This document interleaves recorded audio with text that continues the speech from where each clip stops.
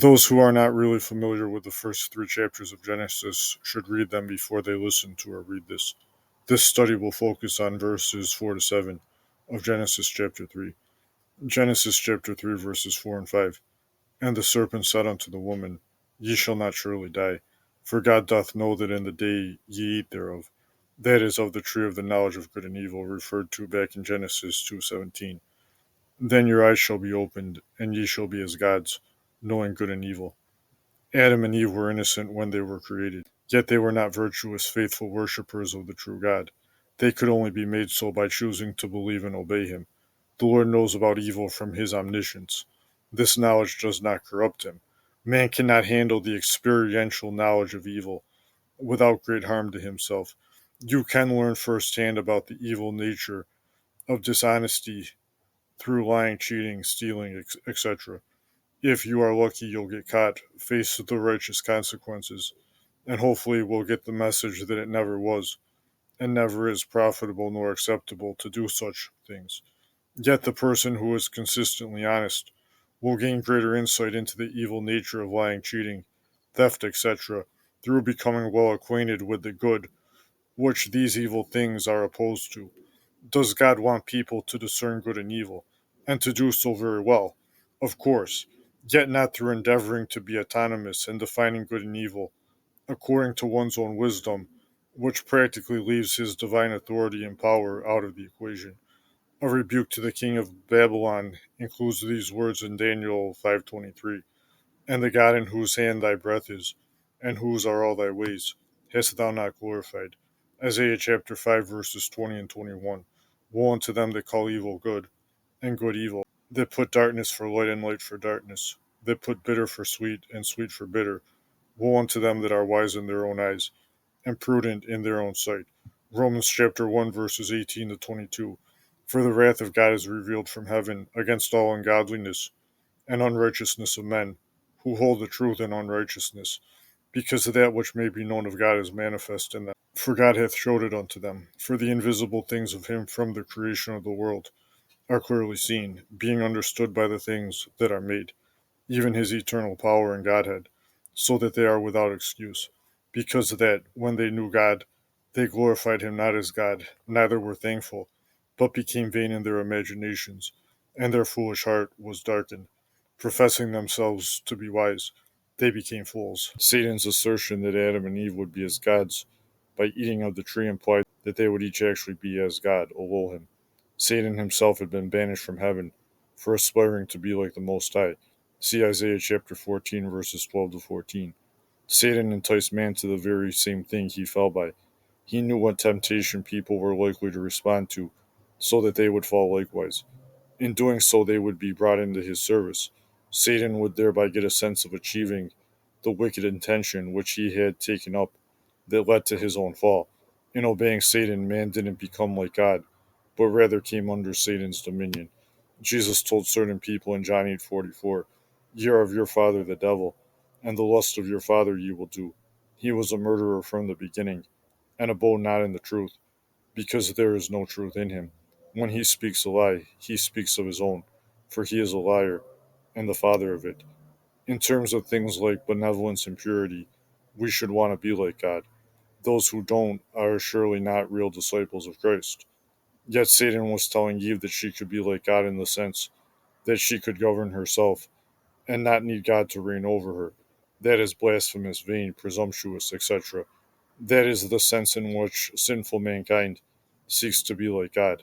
This is a wicked hope which will never be successfully achieved. This is something which man could not handle if he ever were, in theory, to attain it. The Bible makes it clear that the distinction between the Creator and His creation will never be removed, in this age nor in the next. See Isaiah chapter 43, verses 10 and 11, and Revelation chapter 22, verses 3 and 4. Genesis 3:6.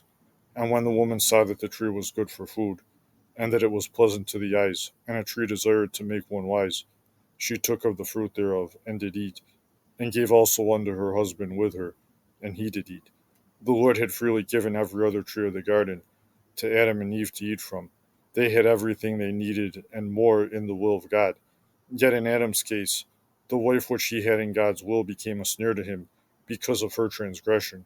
Since Eve had transgressed, Adam knew that he could not be with her anymore unless he transgressed too. His most likely lack of faithful care for her left him in a position where he could not have his wife without losing fellowship with God. Pathetically, he chose his wife. Satan had likely intended to get to Adam through Eve. He likely knew he could not persuade Adam to transgress by subtle reasoning like he did with Eve.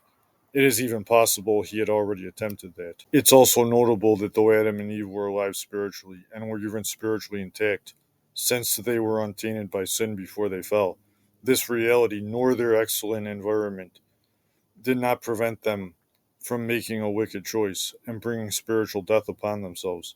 The remainder of Genesis chapter 3 also proves that dying spiritually did not mean that they became totally depraved, since they evidently did not lose all of their spiritual faculties and capabilities as a consequence of their fall.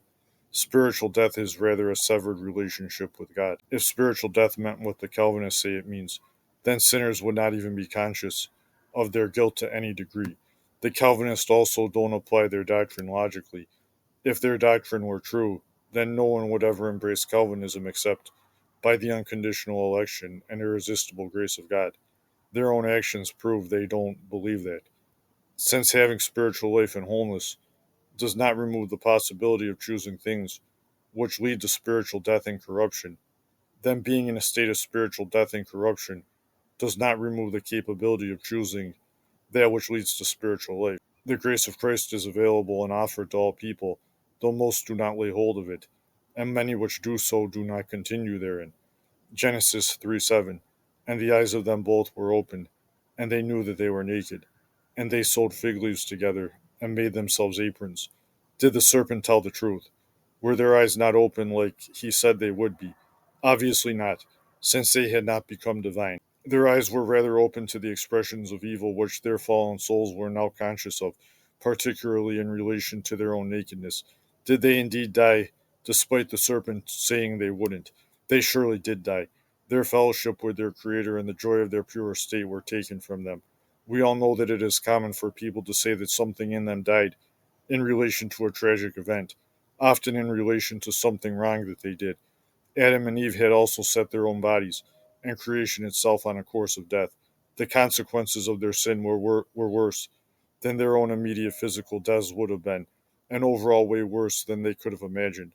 We also see later in Genesis chapter 3 that God had an animal killed to make better and more thorough clothing for Adam and Eve after they fell. He did not tell them, as many say, relax. Your shame related to your body being exposed is just a product of your oversensitive conscience. If you don't act so uptight about this and ignore it, it won't harm you. The Lord obviously didn't see it that way. To not thoroughly clothe oneself and all those under one's authority is to practically tell a lie and make a mock of sin by acting as if mankind has not fallen and as if evil has not permeated the world.